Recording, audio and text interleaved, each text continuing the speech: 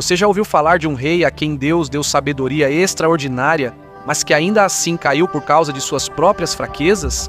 Esta é a história de Salomão, o rei mais sábio, mais rico e mais poderoso de toda a história da Bíblia. Ele enriqueceu Israel, fortaleceu o reino, mas havia uma coisa que ele não conseguiu controlar: as mulheres. Por causa do seu desejo excessivo, seu julgamento foi ficando cada vez mais turvo.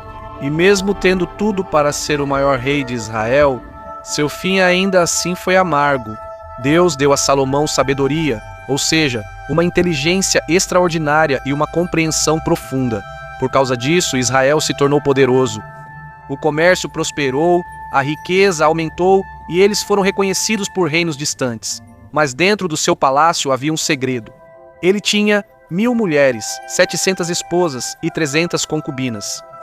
Mulheres que não eram apenas esposas, mas também parceiras adicionais do rei. Ele tinha princesas do Egito, mulheres de Moabe, Amon, Edom e Sidom. Cada uma tinha sua própria cultura, crenças e sonhos. À primeira vista, isso parecia um símbolo de poder, mas na verdade, isso se tornou uma armadilha. Cada casamento era um acordo político, uma forma de garantir a paz com outros países. Era como se Salomão dissesse: vamos nos casar para não haver guerra. Mas havia um preço. Junto com as mulheres, também entraram em Israel os deuses e os rituais delas. Por isso foi desafiando aos poucos a fé que deveria adorar apenas um Deus. Então a pergunta é: seriam as 1000 mulheres a razão da queda de Salomão? Antes de respondermos a isso, vamos voltar para onde tudo começou. No ano de 990 a.C., na antiga cidade de Jerusalém, nasceu um bebê chamado Salomão. O significado do seu nome é pacífico e amigo de Deus. Salomão é filho do rei Davi, o antigo pastor que derrotou Golias e se tornou um dos maiores reis de Israel. Mas o começo da sua história tem um lado sombrio. Salomão nasceu do relacionamento entre Davi e Batseba. Naquela época, Batseba era casada. Urias, o hitita, era um corajoso soldado no exército de Davi. Para esconder seu pecado, Davi enviou Urias para a batalha mais perigosa e o deixou sem proteção. Lá, Urias morreu, mas isso não passou despercebido aos olhos de Deus. Como julgamento, o primeiro filho de Davi e Batseba morreu, uma consequência dolorosa do pecado. Mas a história não terminou aí. Davi se arrependeu, pediu perdão e Deus mostrou sua misericórdia. Ele perdoou Davi, e dessa reconciliação nasceu Salomão, como um símbolo da reconciliação entre o céu e a terra. Enquanto Salomão crescia, havia uma pessoa que se tornou uma parte importante da sua vida. Ele era o profeta Natã, um profeta de Deus. Isso significa uma pessoa usada por Deus para dar conselhos e mensagens. Enquanto o rei Davi estava ocupado governando o reino, Natã foi o professor e guia de Salomão. Ele ensinou ao jovem príncipe não apenas sobre liderança, mas também sobre fé e pensamento correto. Natã falava de maneira calma, com olhos penetrantes, a cada olhar que lançava para Salomão. Ele via algo diferente. Ele via a semente da sabedoria e a possibilidade de um grande futuro. Mas Natã também sabia de uma verdade importante. Salomão não era o filho mais velho de Davi. Ele tinha irmãos mais velhos que podiam disputar o trono. E Natã tinha outro segredo que ele conhecia completamente. Ele sabia da história do pecado de Davi e Batseba, e da mãe de Salomão. Por causa disso, Natã fez um plano corajoso. Em suas conversas particulares com o rei Davi, aos poucos, ele foi introduzindo a ideia de que Salomão era o escolhido por Deus para ser o próximo rei. Não foi de repente, foi devagar. Com palavras cuidadosas e com visões que ele dizia serem de Deus, ele convenceu Davi. Aos poucos, Davi percebeu que era em seu filho mais novo. Havia uma promessa de um futuro mais brilhante. Quando chegou o momento, quando Davi adoeceu e sentiu que seu fim estava próximo, ele reuniu suas últimas forças. E foi ali que ele confirmou sua decisão.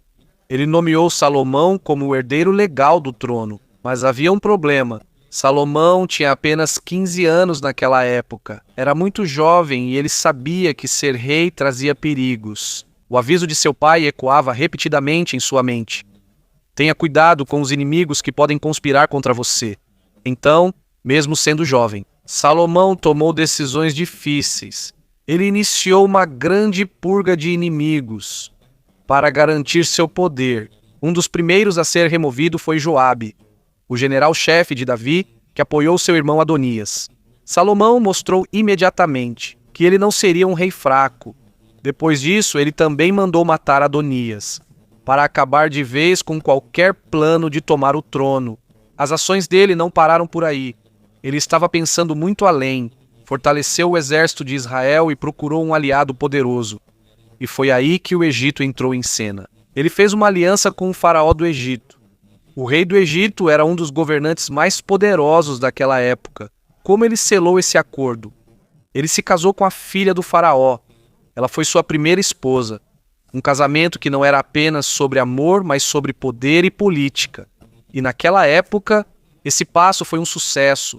A relação entre Israel e o Egito ficou mais forte. O reino se fortaleceu. Mas como muitas coisas na vida de Salomão, esse sucesso tinha um preço oculto.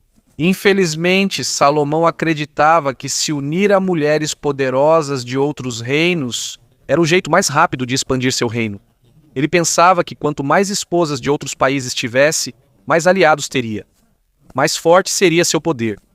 Naquela época, ele ainda não sabia que essa crença voltaria para assombrá-lo. No final, em uma noite, enquanto o rei Salomão descansava em silêncio, ele caiu em sono profundo. E naquela noite, teve um sonho que mudaria sua vida para sempre. No sonho, Deus apareceu para ele. E Deus disse com uma voz cheia de graça: peça o que você quiser, eu lhe darei. Salomão não pediu riquezas.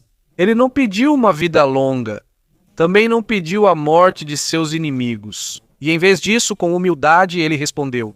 Ele disse: vocês mostraram grande bondade ao meu pai, Davi, porque ele foi fiel, justo e seguiu vocês. Então agora me deem um coração sábio e compreensivo, para que eu possa liderar o seu povo, e para que eu saiba o que é certo e errado, pois quem seria capaz de governar este grande povo sem sabedoria?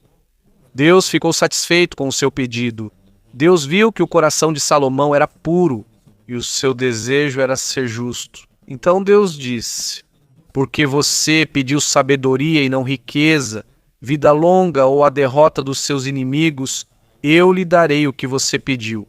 Vou lhe dar sabedoria e inteligência incomparáveis. Nunca houve ninguém como você, e nunca haverá alguém como você no futuro. Ao acordar, Salomão carregava o presente mais importante para um líder. Não era ouro, nem exércitos, era a sabedoria vinda do próprio Deus. Desde então, ele governou com justiça, compaixão e clareza de pensamento.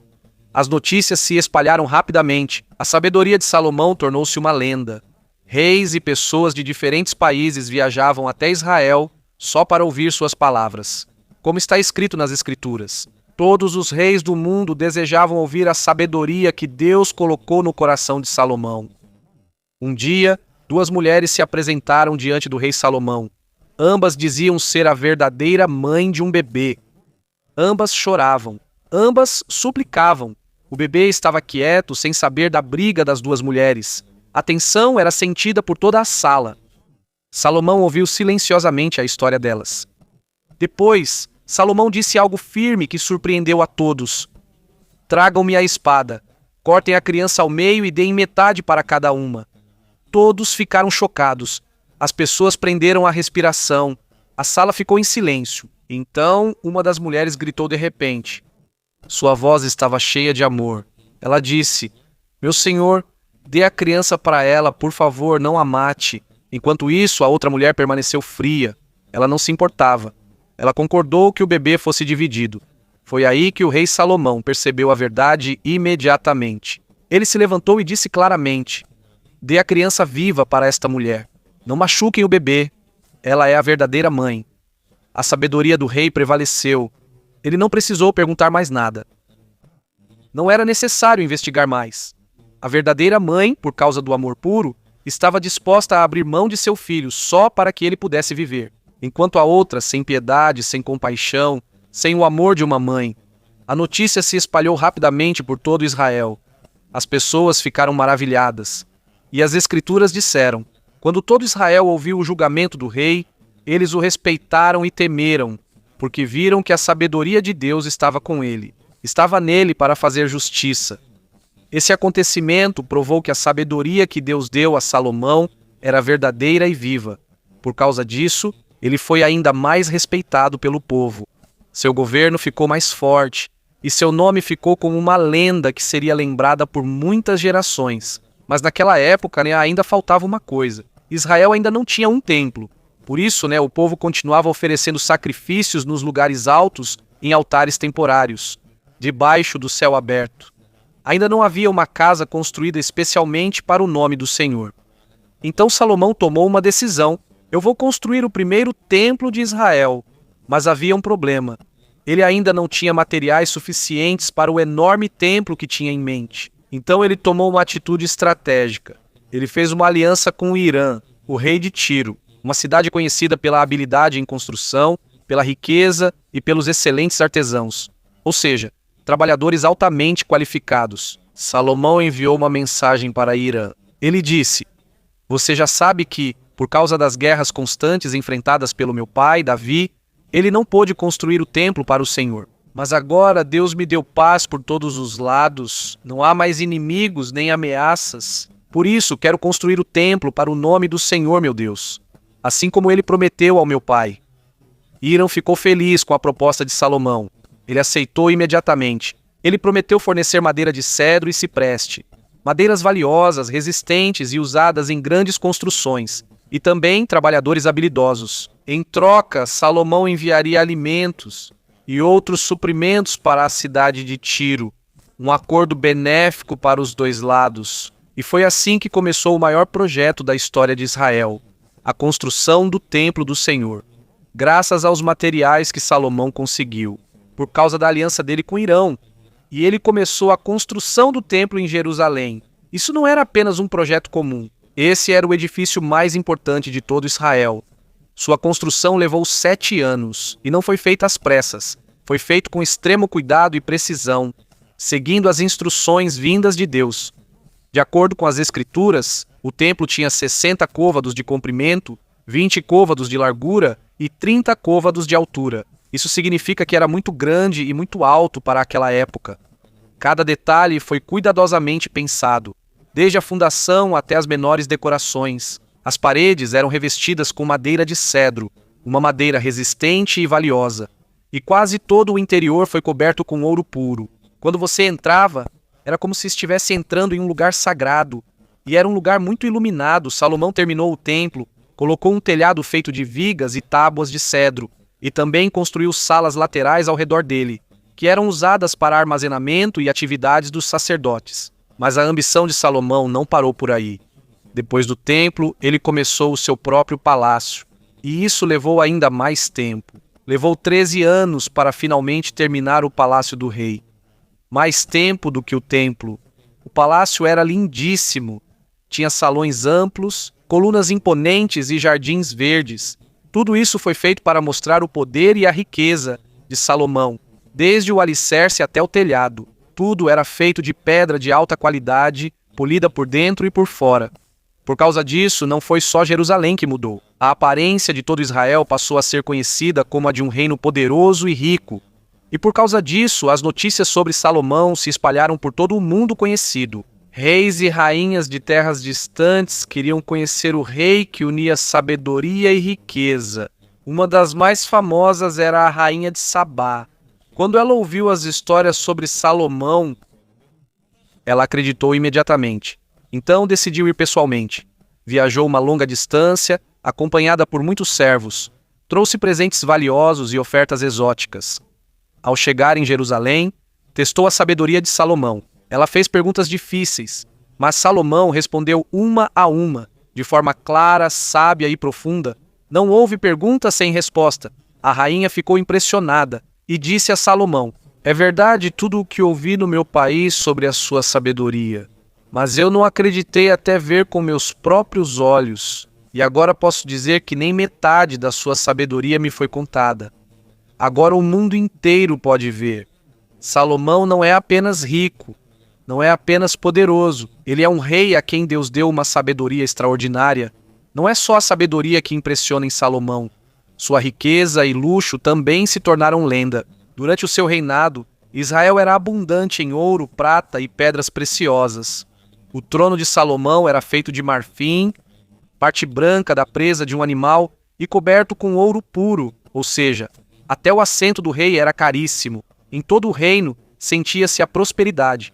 O comércio prosperou, os produtos aumentaram e quase todos tinham o suficiente. Segundo as escrituras, todas as taças do rei Salomão eram feitas de ouro. Até os utensílios de mesa da casa da floresta do Líbano eram de ouro puro também. Praticamente não havia prata. Por quê? Porque na época de Salomão, a prata já não era valorizada. Era tanta a abundância de ouro. Mas Salomão não era apenas um rei. Ele também era escritor. E não era um escritor qualquer. Ele era inspirado por Deus. Em seus escritos, ele transmitiu a sabedoria de Deus para as gerações futuras. 3 livros da Bíblia são atribuídos a Salomão: Provérbios, Eclesiastes e Cântico dos Cânticos. Em Provérbios, ele compartilhou conselhos práticos para a vida. Segundo ele, ou seja, a verdadeira sabedoria começa com respeito e obediência a Deus. Em Eclesiastes, ele explicou que a vida é passageira. Riqueza, poder, fama, tudo passa. Por isso, o mais importante, segundo Salomão, é isto. Ou seja, respeite a Deus e obedeça aos seus mandamentos. E em Cântico dos Cânticos, ele celebrou o amor entre o homem e a mulher.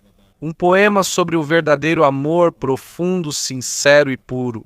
Por causa disso, Salomão deixou um legado enorme: sabedoria, lições de vida e palavras que ainda são lidas até hoje. Mas apesar de tudo isso, Salomão cometeu um grande erro, uma tentação que aos poucos o destruiu.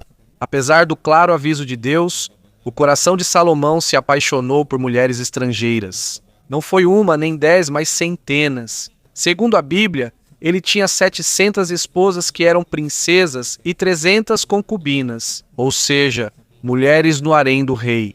E as escrituras dizem claramente: suas esposas afastaram seu coração de Deus. Dentro do magnífico palácio de Salomão, feito de pedra e madeira de cedro, havia um segredo: um harém com 1000 mulheres, desde as princesas da Etiópia até as filhas do faraó do Egito, cada uma com sua própria cultura, suas próprias crenças, seu próprio Deus. Aos poucos, essas crenças foram entrando na vida de Salomão.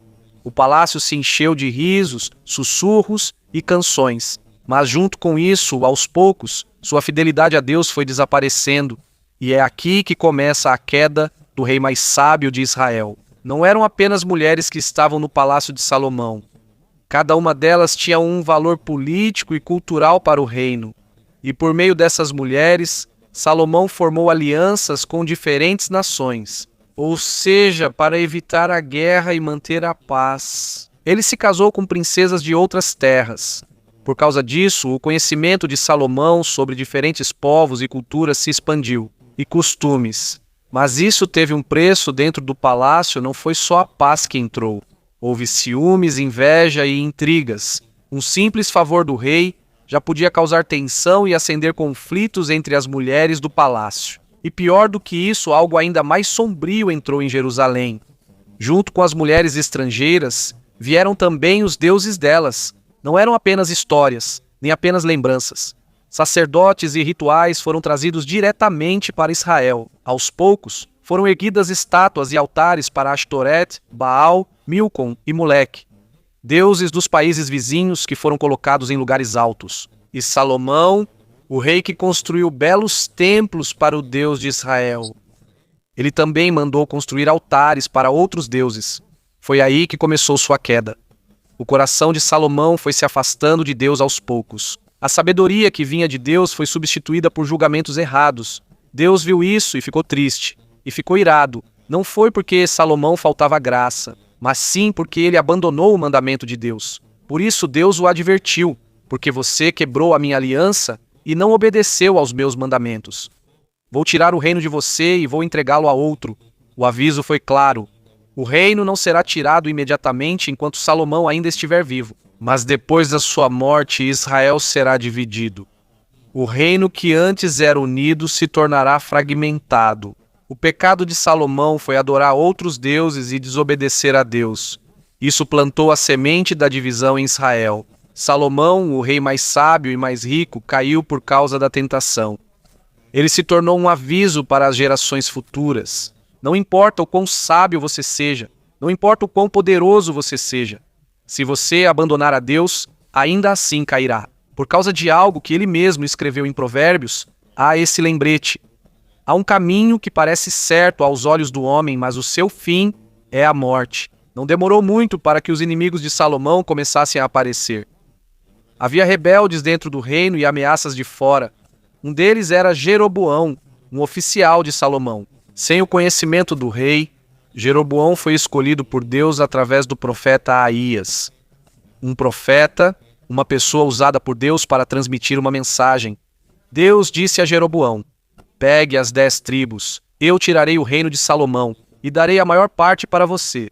Isso significa que 10 tribos de Israel não ficarão mais sob o domínio do filho de Salomão. Jeroboão sabia que havia um destino reservado para ele. Ele sabia que havia uma profecia. Salomão também sabia disso. Um dia, ele governaria a maior parte de Israel. Por isso, ele se rebelou contra Salomão. Aos poucos, o reino que antes era pacífico e próspero começou a ser manchado por divisões e confusão. A sabedoria e a prosperidade que antes eram motivo de orgulho no reinado de Salomão estavam gradualmente ameaçadas. Mas em meio a tudo isso, houve um momento em que a consciência de Salomão despertou. Ele percebeu que realmente não fazia sentido adorar outros deuses. A busca excessiva por riquezas e o vício nos prazeres mundanos. Por isso, ele derramou o conteúdo do seu coração em um livro, Eclesiastes, um livro da Bíblia que fala sobre a busca pelo sentido da vida. Foi ali que Salomão admitiu sua decepção, seu cansaço e suas perguntas sobre a vida. Ele disse: tudo é vaidade, tudo é vaidade. Em outras palavras, é como se ele dissesse que, mesmo tendo conseguido tudo, riqueza, sabedoria, poder, se Deus não estiver no centro da vida, ainda assim não há verdadeiro significado. No final, Salomão entendeu uma verdade importante. Somente em Deus se encontra a verdadeira paz e o propósito da vida. Essa foi a mensagem que ele deixou para as próximas gerações, que a felicidade que vem do dinheiro, poder e luxo é apenas passageira. Depois de 40 anos de reinado, Salomão fechou os olhos.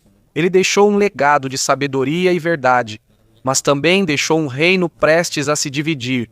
Seu filho, Roboão, sentou-se no trono, mas desde o início já se sentia a tensão e a divisão em Israel. A morte de Salomão marcou o fim de uma era dourada na história de Israel. No entanto, sua memória não desapareceu completamente. Seu nome permaneceu vivo, em seus escritos e nos ensinamentos que sua vida deixou. Lições sobre sabedoria, erros e arrependimento. Apesar de seus pecados, a parte final de sua vida mostrou que é importante colocar Deus de volta no centro do coração. Agora, há um detalhe curioso sobre Salomão que não vem diretamente da Bíblia, mas sim de lendas e antigos escritos, como o Testamento de Salomão, um antigo livro que não faz parte da Bíblia. Segundo essas histórias, Salomão teria um anel chamado Anel de Salomão. Disse que isso foi dado pelo arcanjo Miguel, um anjo poderoso segundo a tradição. Dizem que esse anel dava a Salomão a capacidade de controlar e expulsar demônios. Ele supostamente usava isso para dar ordens aos demônios, que ajudaram na construção do templo em Jerusalém e em outras tarefas. É importante lembrar que essas histórias são simbólicas e lendárias. Não são ensinamentos literais da Bíblia. Isso só mostra o quanto as pessoas daquela época admiravam a sabedoria e o poder. No final, a história de Salomão é uma história de altos e baixos da vida humana. Ela mostra que até o mais sábio e poderoso pode ser tentado e cometer erros, mas também mostra que a misericórdia e o perdão de Deus estão sempre abertos para aqueles que se arrependem e voltam para Ele.